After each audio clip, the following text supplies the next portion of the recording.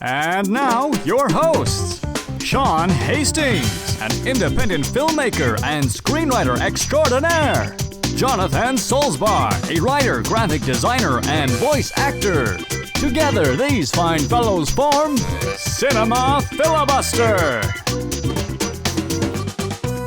And welcome to Cinema Filibuster. I'm Jonathan Solzbach. And I'm Sean Hastings. With us this evening are two guests, Erica Griffin. Hello. Who is my wife. Yep.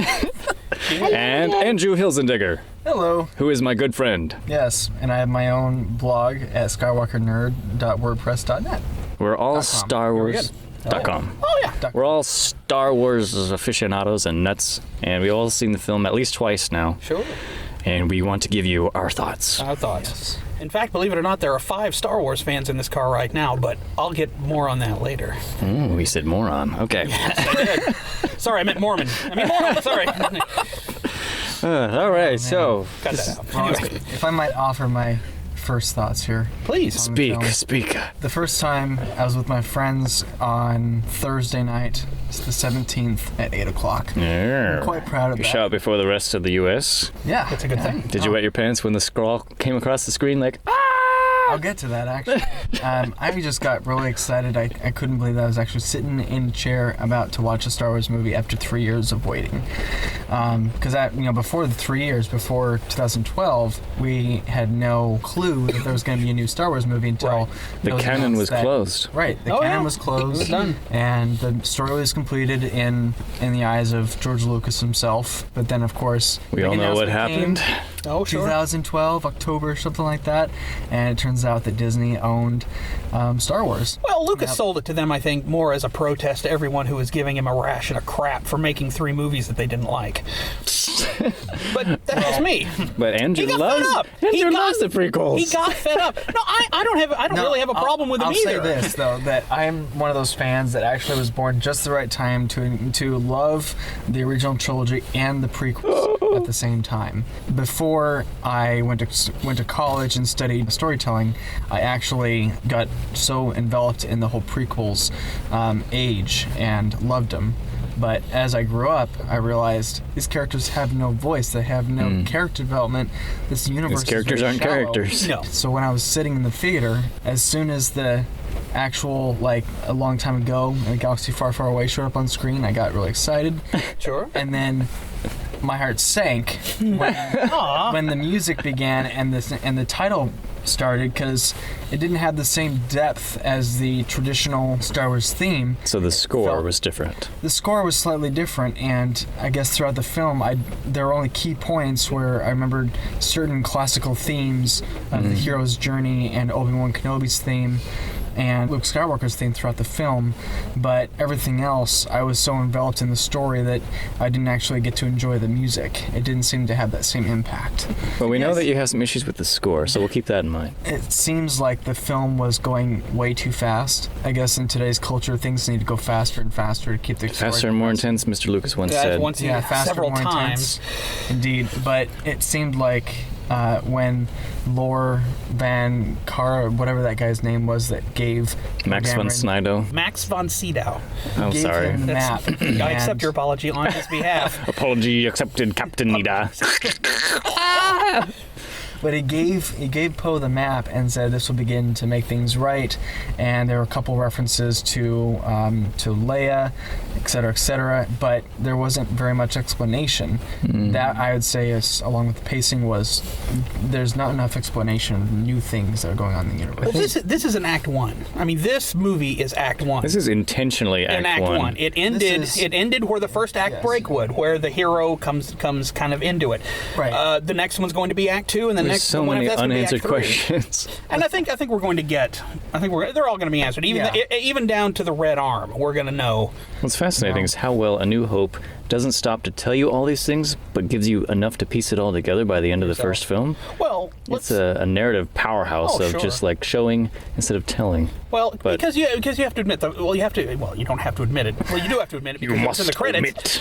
The first one was written, I mean, the story was George Lucas, but the actual script and everything was written by Lee Brackett. And Lee Brackett was a powerhouse screenwriter, and so it's no wonder it was good, because you had someone who, I mean, that was their job. And then, of course, we went on to the second two. The even better one, Empire Strikes Back, was written by Lawrence Kasdan, who is considered widely one of the greatest screenwriters in all And who in all was a of part history. of this film as well. And I could see his fingerprint on everything. I could see things that weren't Kasdan. Like, I don't think the plot was Kasdan, because, let's face it, we just watched episode 4 again. I mean, in just about every respect. We had an Obi-Wan Kenobi death. We had your giant ball of death. That seems to be, we've already balls had of two. fire. We've had already had 2 giant balls of death. Size. Now we've got another big giant ball That's of no death. moon. That's actually a planet. That is a planet, dude. But Now, Sean, do you think the film would have benefited from actually scrapping the whole big ball of death concept and maybe sticking with more numbers and fleets and ships and Jedi and soldiers this time? Well, that would have been complicated. Taking your menace and compacting it into one place kind of works. And in a way, it fits that kind of mentality. Well, the last one, the first Death Star didn't work, so we built a bigger one. Well, that one didn't work, so let's build a bigger one. So in a sense, that fits that kind of fascist, hard-headed thinking. Well, build a bigger one and it'll work. Mm-hmm. So I can see that work. So I don't object to that too terribly. I just wouldn't have destroyed Starkiller Base. I was surprised that they took it out. I would just have crippled it and sent it, and have it floating dead somewhere that they would then have to spend the next movies trying to fix, and then you've got it again for the third film if you want to have that same bookend symmetry that the first trilogy did. Real quick, did everybody enjoy this film? I did very much. Oh yeah, Andrew? I did. this is 3 Erica? times for me too. Yeah, I like it. Okay. I didn't like it the first time. Oh, you didn't? I did not like it. Do tell. Why not? Well, I don't want to hijack the podcast. No, dude. But please, upon hijack. You need to. a second viewing, I liked it more. He took 2 days very much contemplating to me why he was Oh so yeah, upset. Erica got an Okay. earful of all of my problems with it and all my questions and all. Give us 2. Han Solo didn't need to be in that movie, and 2, his death was pointless Why do you think his death was pointless?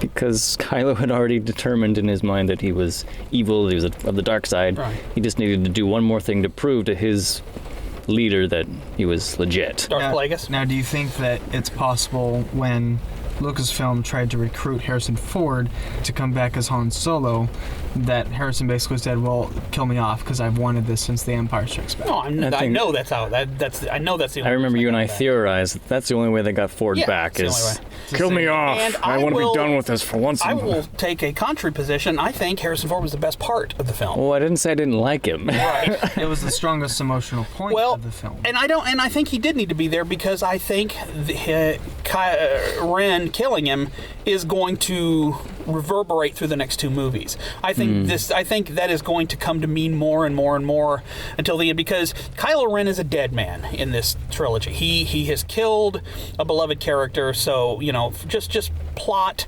dynamics demands his life. Vader struck down He did. Obi-Wan. Well, yeah, he did, and died at the end. Even though he became a good guy, he still died. Ren is gonna go. We Ren is all die sometimes, Sean. I know we do. Some of us come back as Force ghosts, Or looking some- like Hayden Or Christensen. some of us come back as our 4th incarnation. Yeah, who is somewhat expected to actually show up in Oh, episode really? 8 because he was spotted on the production of episode 8. So I'm actually really excited about that part. Maybe. Because he was a Force ghost in Return of the Jedi. Hey. My problem with that. Those changes are done. Let's be glad that episode 7 is much better What than the about Sebastian prequels. Shaw? Sebastian know. Shaw was an actor. He did a good job. I saw that. Sebastian Shaw has been Anakin Skywalker since I was 13 years old, and none of you were walking the planet when I was 13 years old. Hey, He said to me, pounding his fist. but at the same time, I think that they could have totally, just explained why that actor, why he looked old when he turned to the light side, Darth Vader. Speaking of Darth Vader, but we didn't need to have Hayden Christensen replace him in Return of the Jedi. They could have just explained it. Whose story was this film, really? Was it a Han Solo story? Was it a mixture? No, I think I it think it- belongs to Rey and Finn. Okay, so Rey and Finn. to Poe Dameron to a smaller extent. I think because Leia and all of them are getting pushed out. By the end of the third film, it's just going to be. Well, let's keep in mind that who's going to die next? A film is safe in That's a good identifying its main character as long, however late in the film they need to, as long as it happens within structurally the first act. Yeah, you do a So beginning, that's middle, why and an it's end. Rey's story. It's because she shows up in the first act before they leave Jakku. Yeah, but Finn shows up before she does. He does. I consider Finn and Rey kind of a dual-sided. I felt like the film kind of gave them equal weight up until the time Rey discovers Finn her. supports her. I mean, there was an article on the internet that I read about how Finn and Rey's their character names, have much significance in terms of the function that they play. That Rey is sort of this Christ-like character that is supposed to give off a ray of light to the galaxy. I see. And Finn is more like, the rudder. But I don't know who. I hope they hook up myself. I think they make just a cute couple. I think Finn's hoping those. I hope he bless him. We're only saying that because he's like, what? You have What a about boyfriend? Poe You have a Dameron? boyfriend? You have a boyfriend? Back on Jakku? She hasn't even met Poe. No, Poe's too old for her. What? Yeah, Poe's too old. Poe's an old guy. honestly, I'm really sketchy on I'm not even sure what I'm Poe not- was in that movie I'm for. not really looking forward to a romance in this trilogy at all. Well, it's going to happen. I mean, it's, I know it's gonna happen, but I know it's never gonna be justifiable like Han and Leia's romance ever. I don't know that Han and Leia struck me as just a one-night tryst. There was a physical attraction there, but honestly, the royalty smuggler thing. It was never gonna work. Well, What do you know? I don't think it was ever going to work either. They made it work because of the chemistry in the original trilogy. Yeah. The fact that They're both good actors. one was a princess and one was a smuggler. A Sure. nerf Solo even says that to Luke. It's like, what do you think? But Girl still, like that and a guy like me. It's me? like, no. No. Yeah, I agree that was with- before they were established as twins. Right. That was True. before Leia and Luke were established as twins.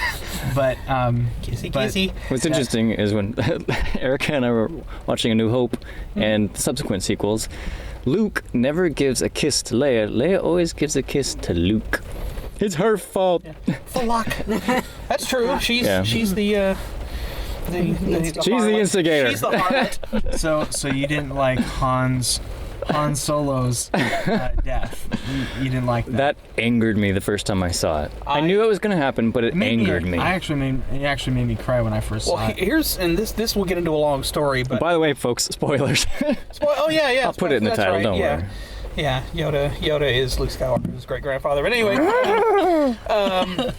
Wonder how that worked. see, I didn't see it coming. In my head, I knew he's probably not going to make it out of the trilogy, but I didn't expect it in the first movie until he walked out and said, "Burn!" And I went, "Oh God, no! Don't go! Leave! Leave! Leave! Leave!" I gotta say, nobody can make And the when name Ben sound so interesting as Harrison Ford. Harrison Ford was on fire in this Yeah. movie. Harrison Ford, Even though he had nothing to do. has rarely, except be Han Solo. And honestly, that's all you need. What does salt do in mashed potatoes? Nothing, except make it taste better. You eat it because there's a little bit of salt and butter on it. I felt like the plot, this is jumping around, the plot just crawled to a slow molasses pace once Han Solo showed up. It's like, oh, the ship is captured. Right. Han Solo is here. Now there's these creatures loose. Oh, we're going to get back into Falcon and fly away. Right. The movie just like, okay. And then we got some exposition. That was nice. What Luke been up to, I don't know. Yeah. So? It That was just, some- that was the movie some stopped. Yeah. Uh-huh. And what's your problem? He was a piece of Stopped in a great way. exposition. Absolutely he was. He was the best exposition in Maz film is a history. piece of exposition. Sure she is. He's also R2 is a another convenient Yoda. plot point. Yep. Oh my gosh, that drove me nuts. That was a part that I was very angered by.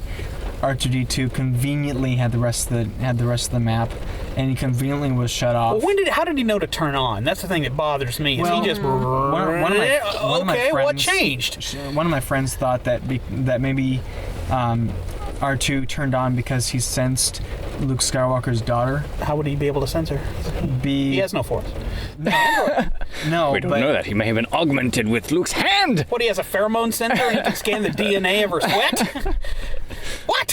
who knows? But that was Crime bot? he turned on when Rey showed up for the first time at the Resistance headquarters. So what are some really positive things? You loved Han Solo's performance, Sean. What about you, Andrew? What is something that you really thoroughly enjoyed about this?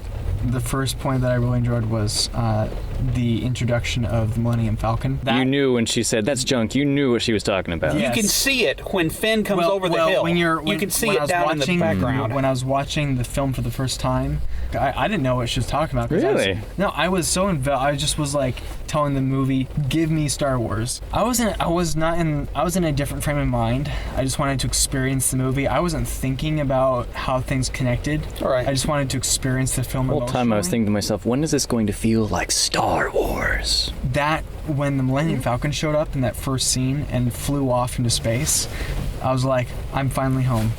Yep. I'm finally home. And you didn't even need Han Solo to get you there. Nope. No. Just the ship. Oh, yeah. No. I knew when Han Solo was going to show up because of the trailers. I was like, yeah, Han Solo was going to show up.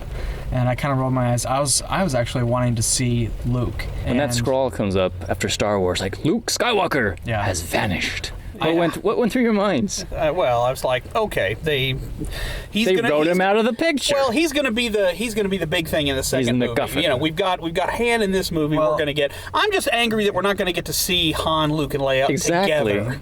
I really wanted to see. They should have kept Han for a sequel. Yeah, or at least something extra when Luke came back. The other part that I really enjoyed was when Kylo Ren takes off his mask and reveals his face, and when Snoke revealed that he is the son of Han Solo, I actually felt like I was experiencing the expanded universe. And is it surprising that the Supreme Leader just outed his parentage like that on the nose? Like, I did feel like your parents. That was like no, because he had to kill kind of throw out there. He had to kill Han at the end, so we had to know.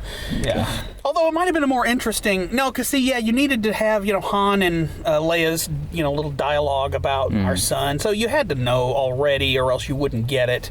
Yeah. Well, maybe not. I don't know. That's an interesting question. If you do take that out, you hear them talking about our son because you saw Han look at Ren walk into the ship, and you put that together with I saw our son. Wait a minute, that's your son? And then finally at the end, when he goes, Bran! And he turns around and oh my gosh, that's his son. Oh wow, that's cool. Pulls off the, anyway. I was also very pleased with the way they introduced, at least the way Luke Skywalker looked. And so those three things. He looked like a 9-pound bag of whoop Falcon. Kylo Ren taking off his mask to reveal Ben Solo, and the unfortunate 30 seconds that we got to see Luke Skywalker. He looked so upset to see her. Honestly, I thought he was going to be like a ghost. The way his cloak was so white and gray. I was like, is this guy going to be like just screwed up? Is he going to look crazy? Crazy. Like he's not in his right mind?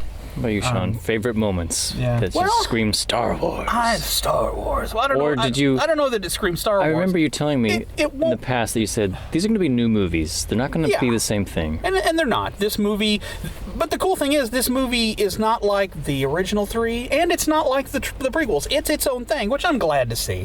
That way, you'll have 3 distinct chapters of history with told different 3 directors distinct for ways. each one. I guess the part that I liked was the real subtle bit when Ren and Han are staring each other down, and he says, I don't know if I can do what I need to do, and of course you know what he's talking about. But it's interesting, especially on a repeat viewing, right? But especially when, and I noticed this was the first night I saw this, the light from the sun went out. Yep. And then he's all a wash of red, which is, Sith color. I thought, well, he's done. And I liked that was an interesting bit of kind of subtle manipulation of light to, of telling the story. So you didn't really need to, the dialogue, which was kind of multi-purpose, that gave it the severity. He intended to kill Han the entire time. Oh, yeah, absolutely. Because his emotional connection to his family was the only light in his character. And so he wasn't telling Han, I need your help to kill myself. No. Or anything like that. Or take my lightsaber, now I'm defenseless. No. Wasn't he holding it the wrong angle in order to ignite it and go through? Well, he could turn it. There was a lot of manipulation that use the Force, man. Well, that's not how the Force works. But back to what you were asking. The things that I like about this film is Han Solo. I was so afraid that You take Han out of this movie, would you still like it? not as much. In fact, I would not like it. I would not like it by a margin. So they did well to include Han Solo for those who would not be willing to move on. But I was so concerned that Harrison was just gonna kind of phone this in like he did Crystal Skull. And I was like, I don't want to see him just up there spouting a bunch of lines. No, that was Han Solo up there. He had a better performance in Force Awakens than he did in Return of the Jedi. Easily. Jedi, and he phoned that in. He did. But the reason why Han Solo was so good is because that is the fingerprint of Lawrence Kasdan. Kasdan wrote all of his dialogue, I'm sure, because that sounds like it. I mean, it was him, and of course that goes back to Kasdan, who basically created the character of Han Solo in Empire when he was more fleshed out, and we saw the Han that we know, who was not birthed until Empire, and which was Kasdan. Kasdan basically created that character, and continued on with that, and that's And he will be writing the Han Solo spin-off movie. Absolutely, and I think that'll be with his son John. Yeah. John Kasdan. And I think it'll be fantastic. But like I say, but something I was going to bring up that was a major thing with me. I kind of watched this of two minds. I watched it as me, Mr. 45-year-old guy, sitting here, all this experience, seen all these movies, understand the mechanics of story, understand the mechanics of filmmaking. But I also watched it as this 13-year-old boy who walked out of the Westgate Cinema in Abilene, Texas, knowing in his heart of hearts that he had seen the last Star Wars. I didn't know there was any talk of doing any prequels. I didn't know there was any talk of anything. I just knew that was the end. The story was done. The Empire was destroyed. The Rebels won. The Jedi are back. And I was saddened by that, like the same kind of sadness you get when your favorite doctor regenerates into some new guy that you don't like until the second season. Right. But I stood out in the parking lot wondering, I wonder what happened next. What became of Han? What became of Luke? What became of Leia? And that 13-year-old kid went in to watch this movie, and if I hadn't been a guest of someone else, in fact, I do want to send a shout out to John's brother Daniel, who comped me a ticket to see it Thursday night at 8 o'clock. Let me tell you what, I was. You and I went to go see it at the same time. I was the toast of my geeky friends. What? You see it Thursday? Up yours, man! And then, of course, they called me. Some friends of yours. They called me after and go, what happened? Do you want me to tell you? Because if you're not nice to me, I will tell you. But this 13-year-old kid, literally, when Han got killed, when that red Kmart lightsaber came out of his back, which I have Kmart lightsaber. No, I did finally understand why Ren's lightsaber looks like that. He built it himself, and he's not experienced. And he's a chump. Yeah, he doesn't know how to build a good lightsaber. It's a cruddy lightsaber when you compare it to Luke's clean, with that. No, it's crap. But anyway, this 13-year-old kid. Back to this. Sorry, and I'll finish my point. I promise. This 13-year-old kid, when Han got stabbed, I was this close to getting up and walking out of the theater. I mean, I was like, no, And if you'll forgive, I'll bleep myself. Bullshit. I thought, no, you're here as a guest of someone. You're gonna sit and finish this movie no matter how much you hate it. I was thinking, forget Star Wars. I'm done. That was the only point in the movie where I felt like I'm done. They've made a misstep. Yeah, I was like, I'm done. We're still talking about the death of Han. That's Han Solo. I was like, I'm finished. It reaches deep. Forget it. They lost my money for the next two. I wasn't even going to go see the next two. I was furious. In my mind, it was just like, what have you done? Yeah. JJ! I know. But I sat through, and I'm glad I did, because I liked Luke showing up at the end was a little bit of a salve on the burn scar through the hole in my heart. Because Han Solo was always... Han and Yoda are my two favorite characters. So Han was of the Trinity. Han is my favorite of Luke, Leia, and the whole mess. You didn't kill just a character. You killed a friend of mine. You killed somebody that has been with me since I was a child. You killed somebody that I looked up to when I was 7 years old. You killed him. Now, the second time I went and saw it, I knew it was coming, so I was able to mourn a little bit. I thought, okay, I know it's going to happen. And I did. I got bleary-eyed. I was like, good grief. Not enough that he stabbed him. He fell off into the pit. Into the pit, and then blew, and then became part of a star. This last time we saw it, my 13-year-old, and we we argued all the way home. This 13-year-old going, that thing sucked. No, it didn't. It had to happen, dude. He had to kill him. It's Obi-Wan Kenobi. I don't care. I didn't. When Obi-Wan Kenobi got killed, he came back. Han's not. The Force is not going to come back because that's a 13-year-old argument. I don't know, Sean. Listen to me.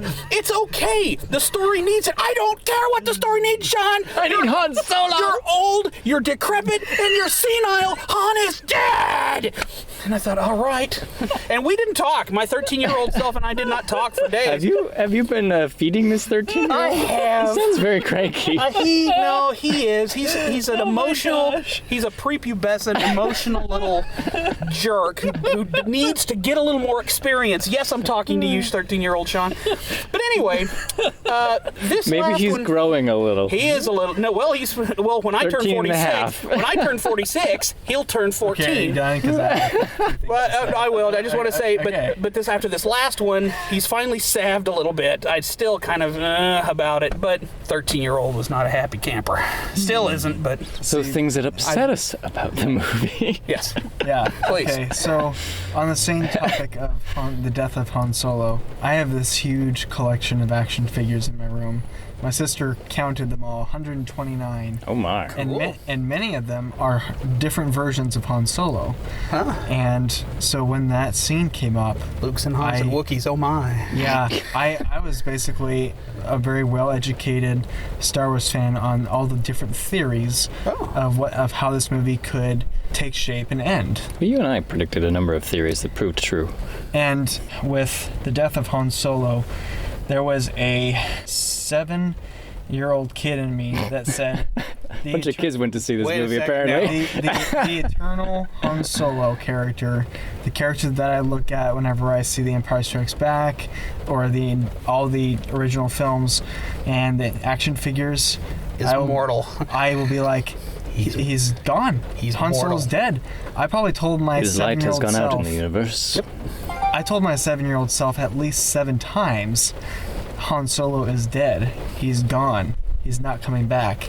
They killed him. I had to do the same thing with James T. Kirk when they killed him in Generations. Spoilers. No, I'm kidding. I'm kidding. But the two points That was fun. that are big question marks for me and are also areas of frustration were the huge Starkiller base didn't just wipe out the Republic, the New Republic Senate.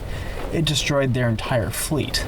And so you're thinking, wait, so this movie is taking place 30 years after, and basically you're telling me in this very first movie that there is not going to be any huge fleet of the Republic coming to the rescue. Mm-hmm. I was yelling at J.J. Abrams, why in the heck you can destroy the Vulcan system? I don't care about Star Trek. Hey. You can destroy. I'm rather fond of Star Trek, thank you. You can make the Vulcans a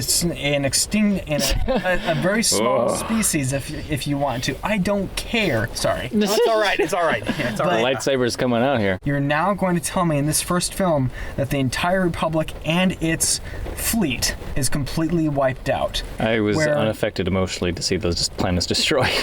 It should have been Coruscant, Naboo.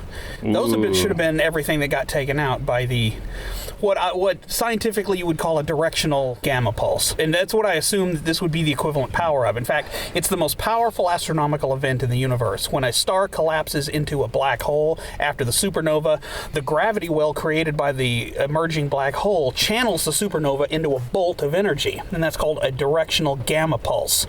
And they're as big around as the planet, and if they hit a planet, they will fry everything. The X-ray, the amount of gamma rays will go. It's basically the entire output of a star in a single bolt flying through, and that's basically what I'm assuming that deal was. What's interesting is Starkiller Base became a star at the end. They did. It collapsed into a star. I didn't notice that at the first viewing, but it was still there after the explosion. Right. Yeah.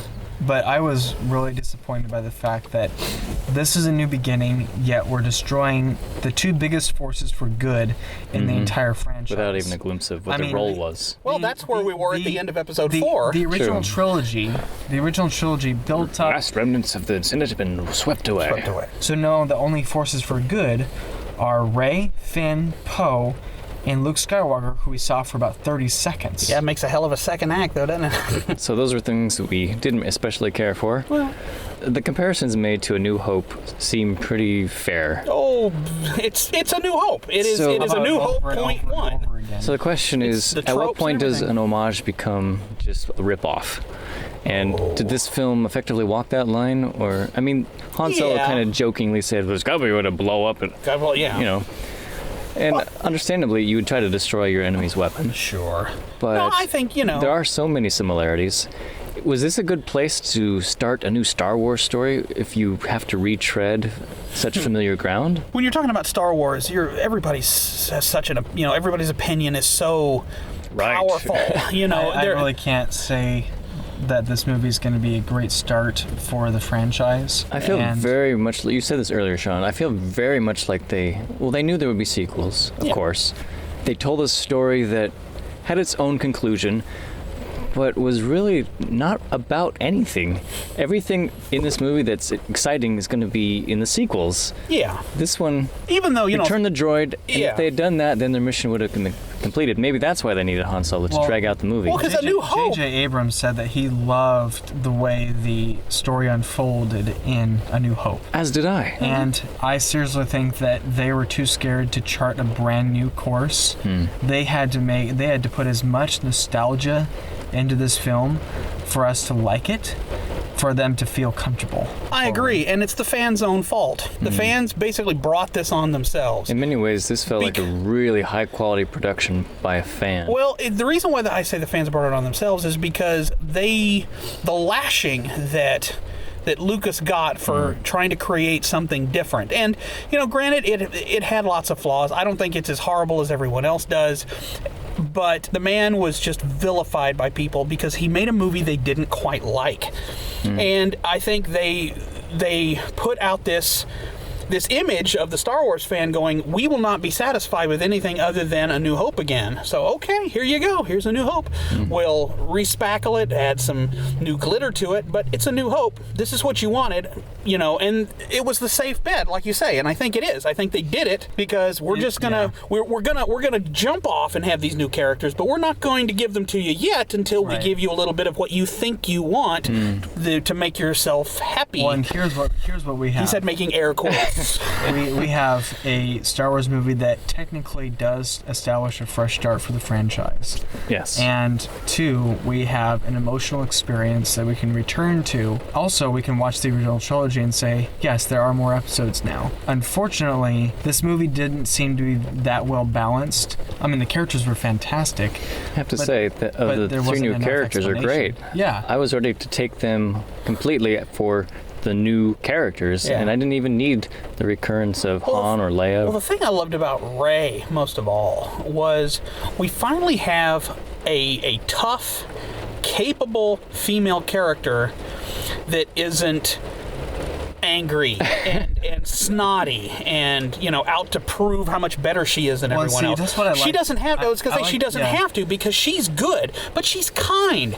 It was really good how they included in the beginning's chase sequence where they're trying to run away from the TIE fighters. Finn keeps grabbing her hand, Right. and she doesn't like that. Being sort of guided or assisted or helped, she didn't like that. She liked to be independent Sure. and self-reliant, and that's consistent with her scavenger character, being alone on Jakku all by herself. She's basically conditioned herself to be independent and self-reliant. Despite her but she's crippling still- dependency on but waiting for her she's- parents to come back. Right, but she's still nice. I wouldn't not She's want got to little hang around flowers her. inside of her hideout. Yeah, No, she does. she's compassionate. So and that's But it's and just that's that such a I great. appreciate the little touches that they added to the character to make her a female character that guys can really respect and enjoy watching. Until I part wasn't 3 when she's in the metal bikini. I wasn't sure. Of course. I wasn't sure if I was ready to watch a movie that wasn't about a young boy who becomes the son of Luke Skywalker. Nor was I ready for John Boyega to be a stormtrooper. I thought that was a I'd bold rather- beginning to the film to Yeah. tell the story of a stormtrooper. And I liked his story. I liked the whole three slots of blood down his face so we could follow him in the. I thought that was too much of a clean, I'm going to touch your helmet and then I'm going to fall down. It just seemed too intentional. Well, son! That's what I thought the first time. Well, son. From Castaway? But yeah, I sorry. pardon you. Schindler's List, I pardon Yeah, you. but But we had to. We had to know. If we just cut to a stormtrooper wandering around looking clueless, we're like, well, what's him? Right. Who's he? And then it cuts to somebody else. We had to It makes have. you wonder, what I how do the didn't- stormtroopers tell each other apart? That's true. And what I didn't understand is why did he look all of a sudden bewildered when his buddy gets shot? Was that his first battle? Yeah, he said that was his first time in combat, and he froze. When he was telling Ray that he was a stormtrooper, that he went out first time in combat and he froze. Huh. Andrew, you brought up And Captain his last name's Phasma. Calrissian, by the way. I was going to get back to And that. Phasma was wasted. Captain Phasma could have been very much like Boba Fett, but you would have never gotten Boba Fett to basically, Acquiesce to that. acquiesce Yeah. and turn against his own cause. Yeah. He's a Mandalorian, yet you got Captain Phasma taking orders from one of her defected stormtroopers, Effective. telling her to turn off the shields to the Starkiller base. That interestingly leads That into seems so one of the biggest inconsistent with gripes the that I had character. with the film. Yeah. It was confusion the first time, and now the second time, it's like, okay, that's a plot hole. Finn doesn't know where Kylo Ren took Rey.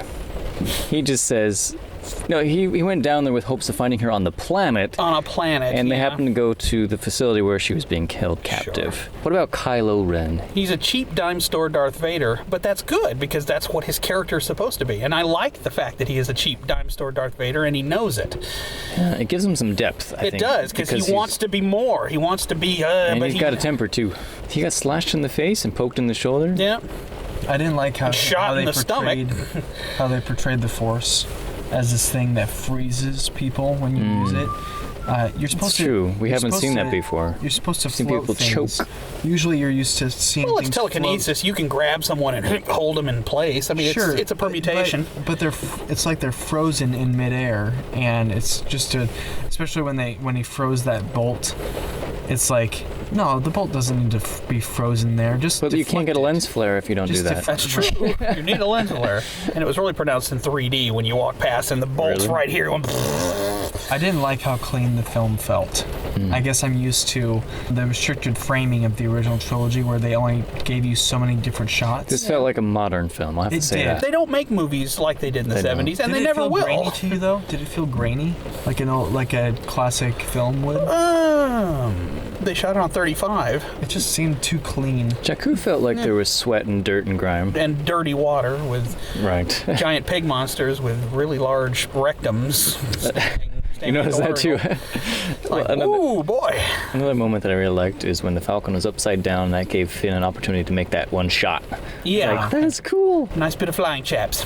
So yeah, somehow the flying in the X-Wings and the Falcon, those are the moments that made me connect the most and Oh, say, yeah. this is Star Wars. Star Wars. Doo-doo-doo-doo. Last point that I'll make would be I was a little dissatisfied with the lightsaber battles. It seemed like the camera, J.J. Abrams' classic use of the camera, putting it too close inside the action. It didn't have those wide-angle shots like you did in The Phantom Menace where you saw the Jedi clashing lightsabers, you saw the whole battle from a distance. It was pretty close. I think they did that for intensity's Well, sake. you also have to look at from the standpoint from the story. We're talking about two people, one person who's never picked up a lightsaber in her life. but As far as we know. Well, she was basically just doing swings. There was no grace. There was no woo woo. There was no martial art to it. It was No all just woo-woo. hit, and that works because even Ren is not a well-trained guy. He just knows rudimentary sword stuff. He can block blasters, likes but of- he can't deflect them back to the Right, person. and when you go back to looking at the Dooku, Dooku was a swordsman, and he had with grace, and then the stuff between Darth Maul, those Jedi's would eat these people alive. Even Obi-Wan Kenobi, the young Obi-Wan Kenobi, would clean these guys' clocks. Kylo Ren would last 2 seconds against the young Obi-Wan Kenobi. Just imagine how scared he'll be when Luke shows up. Sure, yeah. Well, Luke kind of relies on power too. I don't know that anybody's ever trained him in technique. I mean, they had teachers who taught nothing but technique. Snoke seemed to say that if Skywalker comes back, the Jedi will arise. He said something to that effect. Yeah. Like, what's he talking about? Right. Are they in hiding somewhere? Well, he's on the planet with the. I assume this is the original Jedi Temple because that's what Han said he was looking for. So Does that mean that Luke is doing something in the first Jedi Temple that causes this awakening? Because it seems like the only things that are the awakening... only one who awakened was R2-D2. The only thing that was R2-D2 awakens. The only thing that was awakened was the light side. Whereas in the teaser trailer, Snoke's There's been an awakening, have you felt it? the dark side and the light side. So but in this film, you only see an awakening of the light side. You don't see the dark side. I don't know. It seemed like they deleted a lot of good stuff from the movie. The novel supposedly says that Han Solo had not seen Ben's face since he was a child, which would add some poignancy to him asking to take the mask off. Sure. Oh, yeah. As well as the whole Darth Vader, let me take my mask off and see you with my own eyes. And you can see my scarred head and I look like Humpty Dumpty and have no eyebrows now. Yes. So. As the guy said in Chasing Amy, this fine Nubian god removes his helmet and there's a scraggly old white guy underneath. You know, I wonder if the lightsaber that is introduced at Maz Kanata's, watering hole. I wonder if they found that lightsaber on Bespin. That's got to be a funny story right there. That looks like that made me think of Robot Chicken, where somebody's cleaning and they're like, I found a hand with this lightsaber stuck on it. A hand. Right.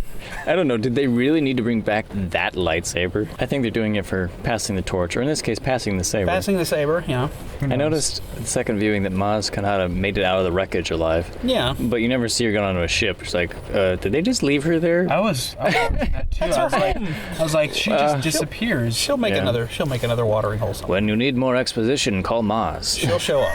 Harrison made it sound like she was going to be interesting and eccentric, but she was just this little orange lady. He's a little orange lady. Yeah, talking tangerine. He's like, don't look at anything, and yet maybe he was talking about the other creatures in the cantina. I thought she was going to function as a force-sensitive character that could identify the light side and the dark side.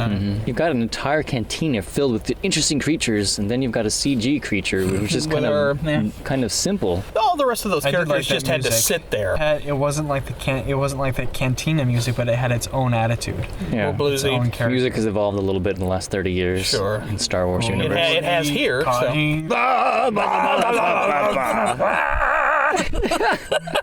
But what was I saying before I went? Jabba no bother. Jabba no bother. Sorry. Jabba no wanga Jabba no bother. Ikuno katkini. What was that? The thingy? No, but they had to make her CGI because it was the rest of those like the grasshoppers and the large fellow with the tusks and the hot lady in leather sitting on top of him.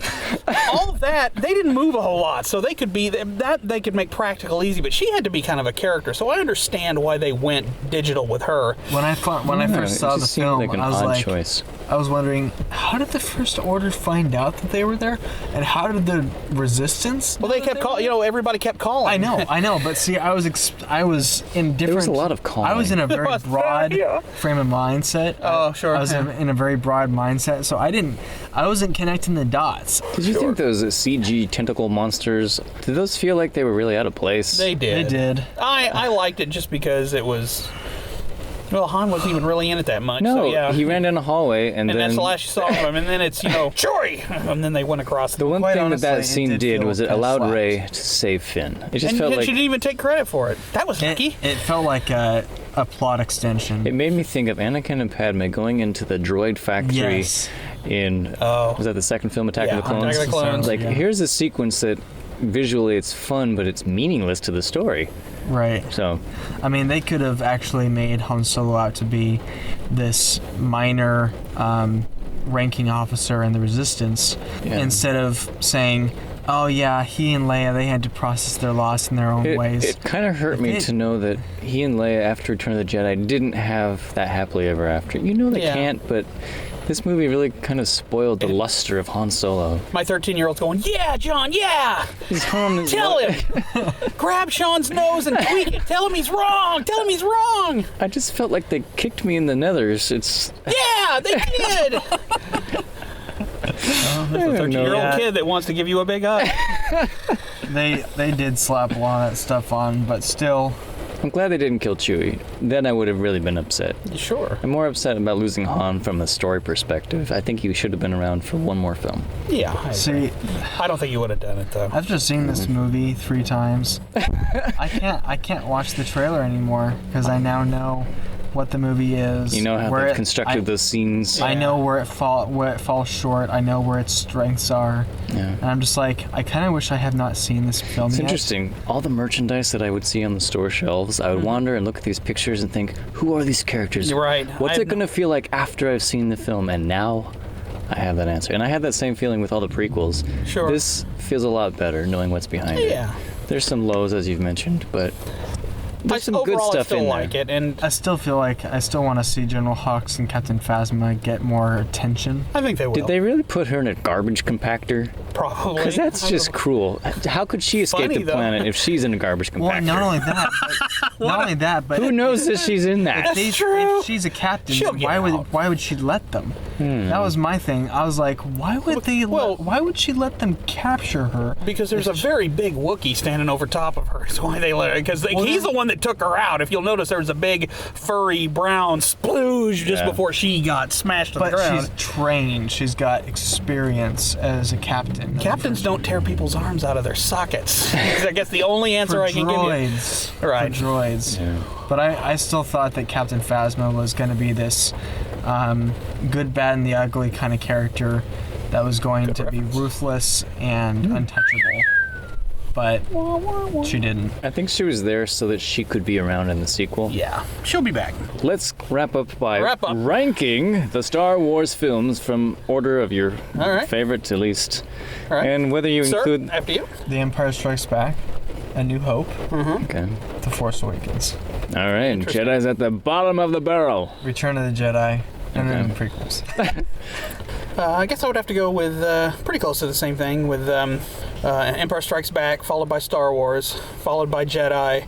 Then let's skip down a couple of rungs, and then we have The Force Awakens. Then skip down a couple more rungs, and then we have all the rest of the other 3. What are you filling in the other rungs with? I guess the best way to put it is the first trilogy are all a 10, but like A New Hope is a 10.6. Or no, not A New Hope, sorry. Empire Strikes Back is a 10.6. A New Hope is a 10.4, and Jedi is a 10.1. Then skip down, Episode 7's about a 7, and then the rest of them are all about 4s. Okay. So that's where I... And I put I consider the prequel trilogy to be one giant long movie. So I don't differentiate any of them. It's just one 6-hour long ordeal. The Force Awakens is definitely a 7, actually more like a 6, either 5.5 or 6 out of 10. Wow. Somewhere between mediocre and good. In the land between mediocre and good lies Episode 7. Wow. I think with time it might be elevated a little bit, especially if the next 2 movies are just garbage. Let's hope not. I don't want the next 2 to be garbage just so you'll like. Rotten I'm sorry. Tomatoes disagrees with me because it's a 95%. Well, I love A New Hope. It's my favorite Star Wars movie. It's a good one. I think Empire is the best film, but it's not my favorite to watch. I love I might A agree New with Hope. that. I think I might agree with that. I love The Empire Strikes Back because I get this fuzzy emotional feeling whenever I watch Luke fight Darth Vader. You know, their lightsabers turn on and they start fighting. It's just so elemental.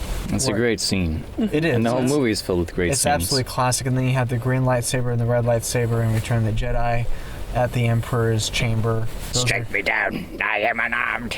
Then your journey to the dark side will be complete. You want this? Yeah. Don't you? Feel the hate swelling. Okay, fella. Okay. Time out. All right. We're getting there's a little too much dark side testosterone going on in here, fellas. I am unarmed. Strike me down with it. Give in to your anger. What is this, Rowan Atkins? Mr. Bean as the Emperor. Well, when you say strike me down. What is this going camp? Why are we going campy all of a sudden? Wow, it's like Paul Lynde. Oh my God. Strike me down with your hate. And your journey to the fabulous side will be complete. Oh my goodness. Good old Paul Lynde. Well, We hardly knew him. I think we've we've turned over every stone. Yeah, we have. And a few boulders. Well, what was your? We haven't got. We need the front seat's opinion here. I'm sticking with Star Wars, then Empire, and I would say Jedi is kind of tied with The Force Awakens right now. Okay, all right. Erica, last thoughts? What do you think? Are you feeling all right? You awake? You okay? I'm fine. Where would you place The Force Awakens with respect to the other films? Well, I think I like Empire Strikes Back first, then New Hope, and then this one. Okay, so Jedi's not even in the running. Poor old Jedi. I like it. I do. The little Ewoks. Oh. We spoke in depth how we This is felt true. about that one. All right, any parting comments, thoughts, quotes? Were there any quotes that you liked from this film? That's not how the Force works. Yeah, That was funny. It was probably the funniest quote of the whole movie. That was a very solo line. it was. And don't bring up the Death Star. I always help, I know. And don't bring up the Death Star. The only thing that I liked was when Rey said, "And you fear that you'll never be as strong as Darth Vader." And I was like, yes. You will never be, but it's so cool. I thought it was funny when he tears up the console and turns around. Anything else? Like, No, nothing really. Nope, we're done. That's it. I just need to go get some clean pants and we can get on with our day. I might have added some moisture, unnecessary moisture to my uniform. Unfortunately, this Starkiller base with this huge, enormous weapon and all this computer stuff doesn't even have a bathroom. but it has a trash compactor. It does. That's what happens, people. It's They like just pee like into the trash compactor. It's like nobody's looking, right? Okay, I'm just gonna undo my pants. Captain Phasma, What are you doing? you're supposed to see Now, this. if it does have a trash compactor, does that mean another one of those little one-eyed squids got Hey. killed too? Aww. Many squids died to bring us They this. bring us this information, yeah. All right, you guys. All right. Well, it's been fun. It has. This is Jonathan Solzbach saying farewell and adios. And this is Sean Hastings saying, color us gone. And now, the credits. Intro music by Henrik Dibb. Outro music by Matt Steiner. Show concept and creation by Sean Hastings and Jonathan Solzbach. Find us on iTunes, SoundCloud, YouTube, and of course, cinemafilibuster.com. Leave a comment at any of those venues and we'll read it in a future episode. Thanks for listening.